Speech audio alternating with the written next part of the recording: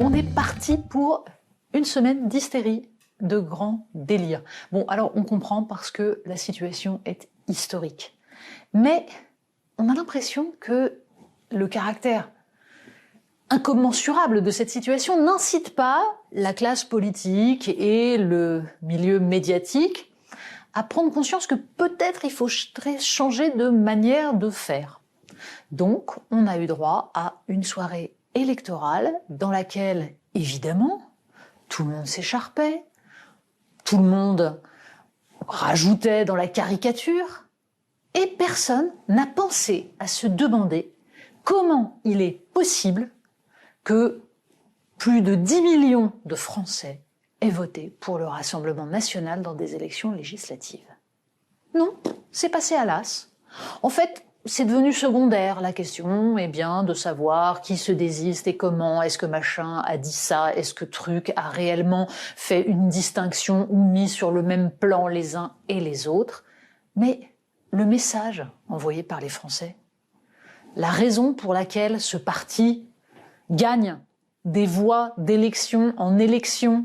Alors si, on a une part des personnalités présentes sur les plateaux qui expliquent que c'est la faute des médias, qui ont dédiabolisé, qui ont normalisé. Alors évidemment, heureusement, il y a les médias Bolloré. Et les médias Bolloré, en effet, ont légèrement tendance à dérouler un tapis rouge au Rassemblement national. C'est donc une preuve. Les Français écoutent ce qui se dit sur CNews, les autres médias n'ont pas assez lutté contre le Rassemblement national et ça a donné le résultat d'hier. Ajoutons à ça les réseaux sociaux qui mettent en avant les faits divers et vous avez la recette. Alors il y a un petit problème dans ce genre de raisonnement, c'est que ça part du principe que les électeurs sont donc des imbéciles et qu'il suffit qu'on leur montre 2 ou 3 faits divers montés en épingle, qu'on leur explique que tel ou tel fait, l'immigration, l'insécurité sont des choses graves, alors même que ce ne serait pas vrai du tout, pour qu'ils aillent voter Rassemblement national. Alors si c'est le cas, il faut arrêter la démocratie tout de suite, parce que c'est vraiment profondément dangereux. Mais peut-être qu'il serait intéressant de s'interroger sur le sentiment de mépris que ressentent ces électeurs, le sentiment d'abandon aussi, quand il n'y a plus d'infrastructures, plus de services publics, plus d'industrie.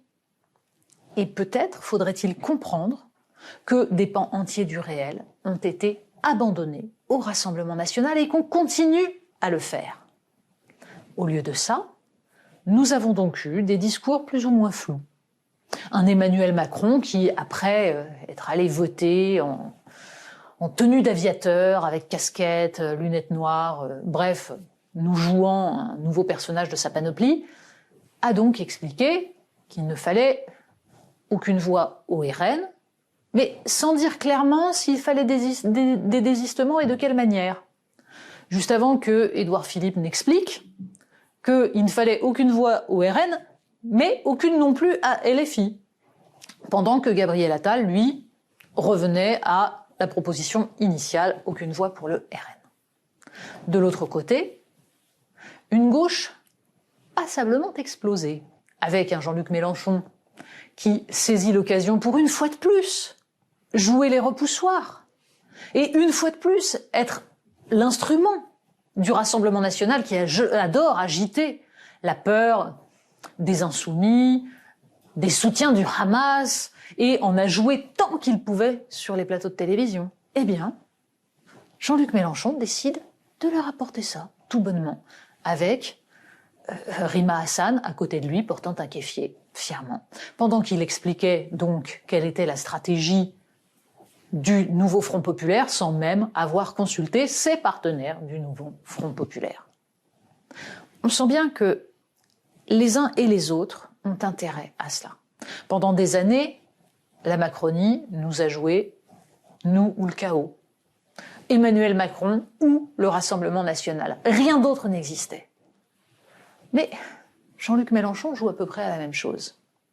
Pourquoi ? Parce qu'il a besoin d'apparaître comme le seul à s'opposer au Rassemblement national. Le seul à empêcher la montée, l'arrivée au pouvoir même des fascistes. Ce qui permet d'expliquer que tous les autres ont trahi. Ce qui permet aussi, même si ça ne permet pas de gagner, mais de déstabiliser. Parce que du chaos et de la déstabilisation peut naître quelque chose, selon lui. Le RN a intérêt également. Sur les plateaux de télévision, tous les représentants de ce parti, au bout de 2 phrases, parlaient de la Palestine, pour montrer du doigt les insoumis et faire peur. Mais de débat politique de fond, en revanche, il n'y en a plus. Plus personne ne réfléchit aux raisons qui font que la France est en train de s'enfoncer économiquement et que les citoyens ont l'impression d'avoir perdu prise, que ce soit sur le système économique, sur la sécurité, sur l'immigration, sur l'école.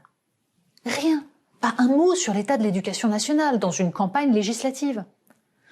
Le programme des années à venir, quel que soit ce qui sortira des urnes dimanche soir, ce sera de continuer de la même manière.